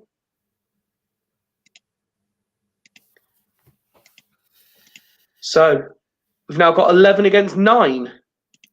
Can they get the goal back? Keown. Candea and Penza. Oh, it's a penalty! Roque Jr. with another one from the spot. That is unbelievable. Oh, no way. Surely they don't win it from here.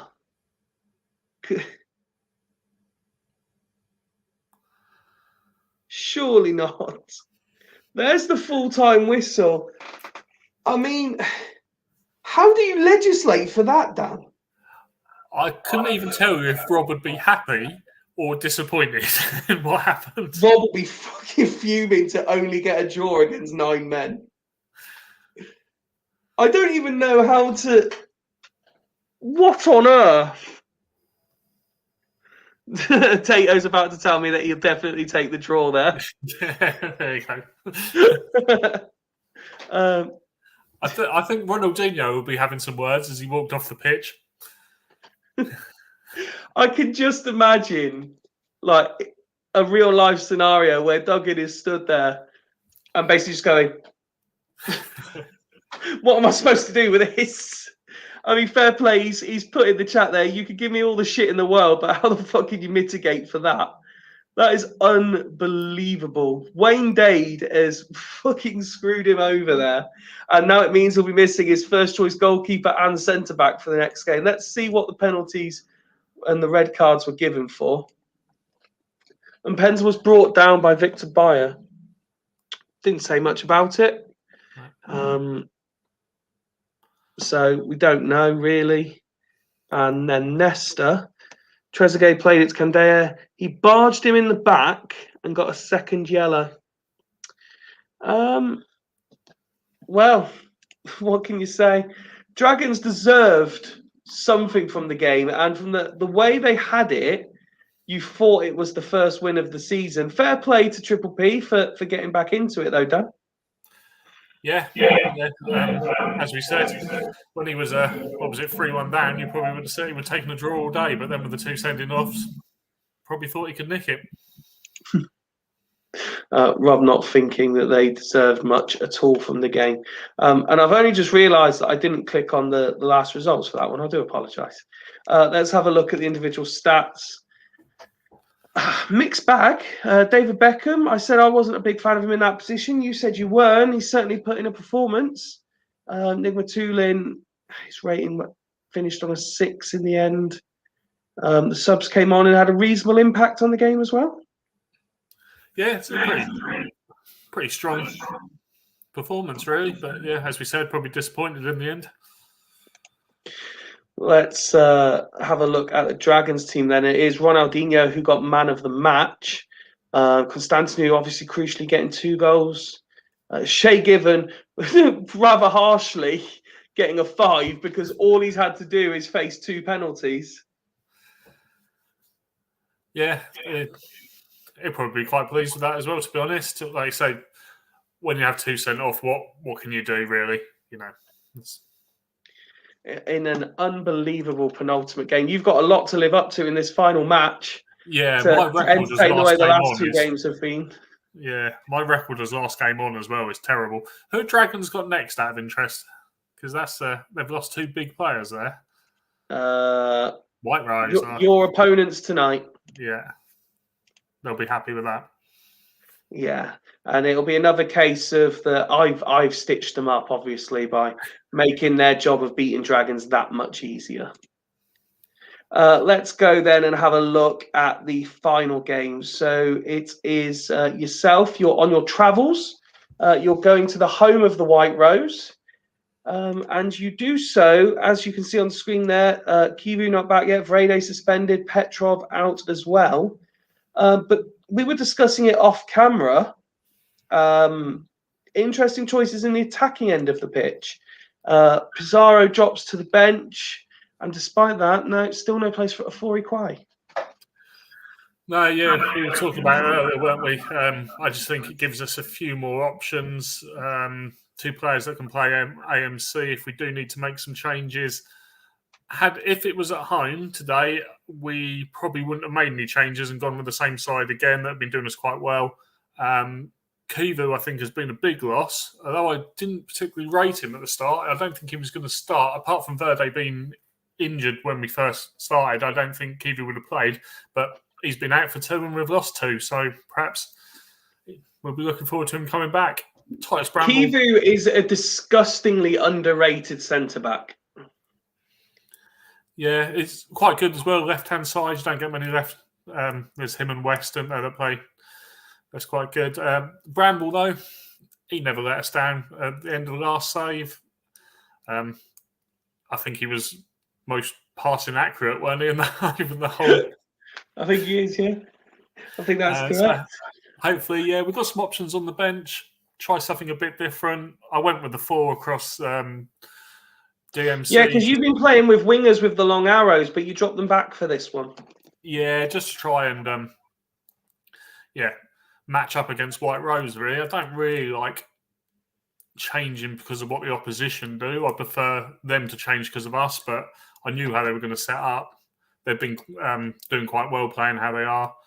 So, yeah, we'll give them a go, really. We've got some options to make some changes if needed. So, no, absolutely. Let's have a look then at the Rose team. Taibbi's still out injured. Lukvinsky injured as well. But they also make changes. Veron somewhat bizarrely drops further back and is playing in a holding midfield position. Poye comes in to centre midfield. I think they're the only change. Oh, and obviously Palazzoli comes in as goalkeeper. Yeah, I can't say I've ever played Veron at DMC, but we all know how good he is, so perhaps he can get involved and do a bit there. He probably wants to set up like this, but doesn't want to leave Veron out, so that's where he plays.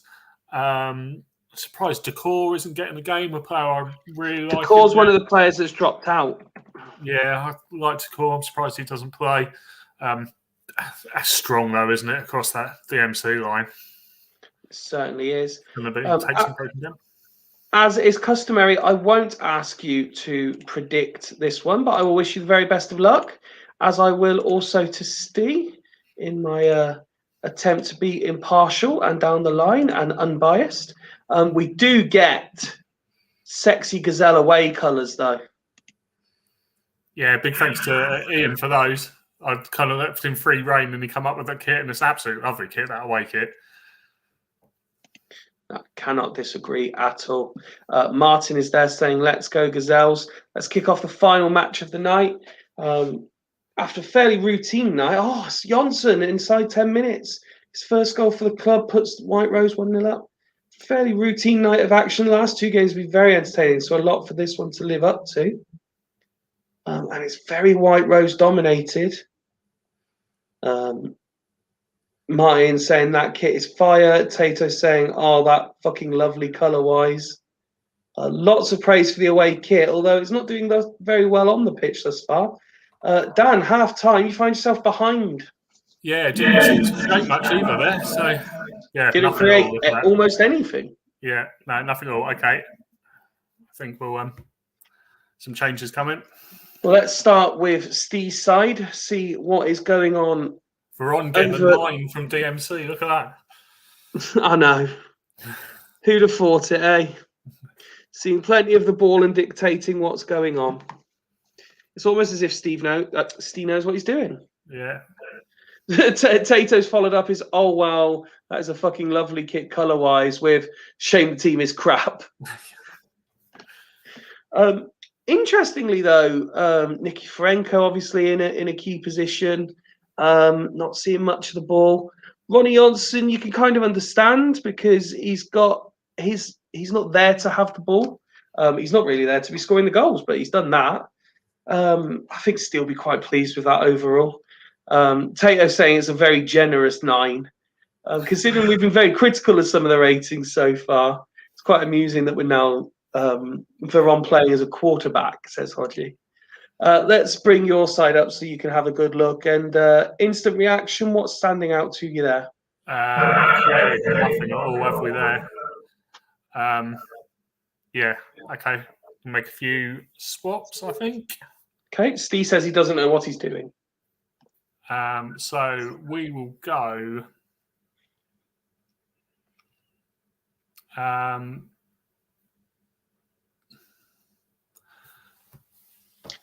It's tough, this, isn't it? Yeah, Gonzalez off for Pizarro.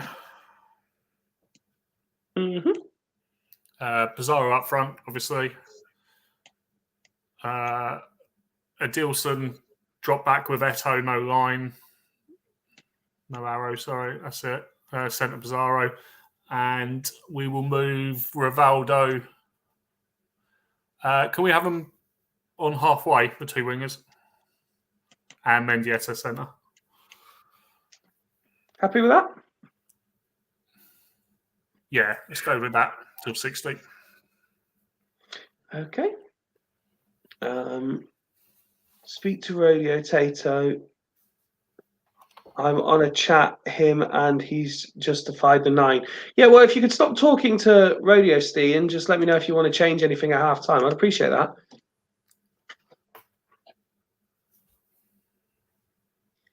I don't personally think he'll be changing too much here. Tato's saying that your setup is much better now after those changes. Yeah, perhaps I didn't need to make the changes. I should have stuck with what I was doing. You'll find you're always doubting yourself. I'll give Steve like 20 more seconds to confirm, otherwise he can wait till 60. He said, as is yesterday. Oh, yeah, I didn't even see it. It was before, sorry, Steve. It was before Hodgie's quarterback comment. Let's resume the action then. And kick off the second half, go to 60. And it's 2-0. Lucio with his first goal for White Rose. Pizarro missing an opportunity just as we paused the game. Not ideal, that second goal, Dan. No, not really. We still didn't create anything, did we, in that 15 minutes? No, didn't really notice anything of any note at all. I don't think he's changes there, is he? Playing well. Well, the only thing I may be looking at, but on a yellow, condition dropping. You don't want to. We've seen what happens if you get a red card already. You might not want to risk it. Everyone's now telling me he said as is. Yes, I've acknowledged that he said it, and I found the comment, and I've carried on. Painful, this, says Martin. The DOF isn't enjoying things, Dan. You'll be under pressure soon. Tato's saying, right, I'll say it, but is a myth. I think you should have that discussion with Macca. I don't necessarily agree either. I think Nicky Butt is a very, very good player. Still time for Rivaldo to get a hat-trick, says Ian. But for he'd already said as is Fyfie. Not for this one, he hasn't. Decor on for Butt is the change. As for yourself, sir, how do you turn this around? Nedved for S2, please. Nedved for Etu, yeah. And then can we drop him back so we go back to how we were before? So next to Mendieta, Adilson in the middle, no arrow. Yeah. Have an arrow forward on Nedved as well. Just like that? Yep, excellent. No problem. Blaming the players, not the manager, says Martin. Full confidence in Dan. Let's kick this one off and see if that helps at all. Oh, I could have been free for Rose there. Yellow card handed out. And you want a penalty? Referee says no. Still 2-0 as we enter the last 10 minutes. But there's Pizarro has been disallowed. Oh, and then an injury for Nedved. Can I swap him Olsen for Mendieta? Like that, yeah? Yeah. And then anything else? Longer arrows on Rivaldo so now. Just like that? Yeah. Anything further? No, that's it. Cheers. We're approaching full time anyway. And there is the final whistle. Another defeat for Gazelles, another win for Rose, and an absolutely dominant performance by the home side. Dan, that must be very disappointing reading. Yeah. Disappointing to have the goal disallowed, though, because that would have made a big difference the last few minutes. Created nothing again. I think we'll probably go back to how we started the season and not make changes to try and match up sides. Okay. Stick to going with what we know doing. Ronnie Johnson picks up man of the match for his performance. One of those interesting occurrences where someone that gets an 8 gets man of the match, despite the fact that there's someone rating a 9. But that is as perfect a performance as Rose can put out, isn't it? Yeah, very good. As we said, very strong, difficult to break down. Well played. And just as you say that, the played Dan message comes in. Let's then have a look at where it all went wrong for yourselves. I mean, you mentioned Mendieta beforehand. He's had an absolute nightmare. Yeah. He's still a good player there, though, so it's an interesting one to move about. The wingers made no difference swapping them over. So, as I said, we'll probably go back to what we were doing at the start of the season. Well, commiserations on the result, Dan, but congratulations to Steve and to White Rose. And that means we get to the classified results. So we had Badgers 2, East Coast 0, Bostock 1, Casuals 1, Fulchester 3, Astor 1, Burn 1, Vikings 1, Triple P 3, Dragons 3, Celtics 2, Haggis 2. And as we've just seen there, White Rose 2, Gazelles 0. Leaves the table looking like this. Bostock returned to the top, 15 points. Still undefeated. Coast there also on 15 points. Then we've got Casuals a point further back on 14. Vikings, Gazelles on 12. Burn make up the top 6 on 11. Now, there was just a couple of game weeks ago, we commented it was already a 5-point gap. It's just a 1-point gap now as Badgers below the dotted line on 10. Triple P on 9. White Rose 8. All within a victory of being inside the top 6. Fulchester and Celtics both on 7 points. Haggis on 6. Then we've got Astor dropping all the way to 13th. They're on 5 points. And Dragons remain on 3. Let's have a look on Thursday. This is the games we have.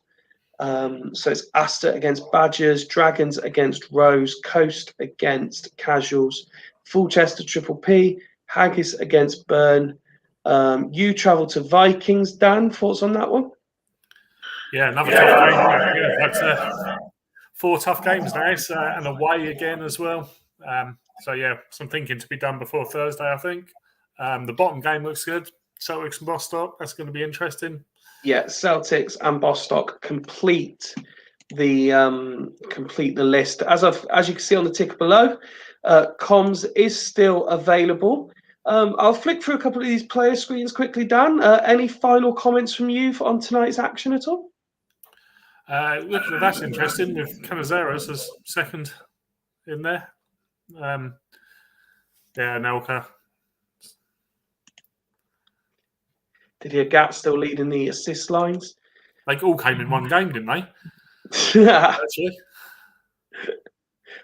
Yellow cards list. Sol Campbell and Roy Keane up there. Red cards list. Gattuso, the only man getting 2 so far this season. Ryan Giggs, the most man of the match awards so far.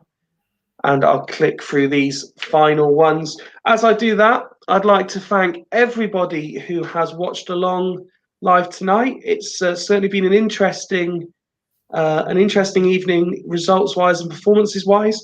And as Ian Edwards was saying earlier, I think the leagues maybe leveled out a little bit, and that's why it's all much closer together again. Dan, thank you very much for your time this evening. It's very much appreciated. No problem. Shame about our performance, but yeah, some good games in that. If you would like to take on the co-coms on Thursday, please do drop me a message. But other than that, thank you very much again for joining. From Dan and myself, it is good night from the Super League. Thank you very much.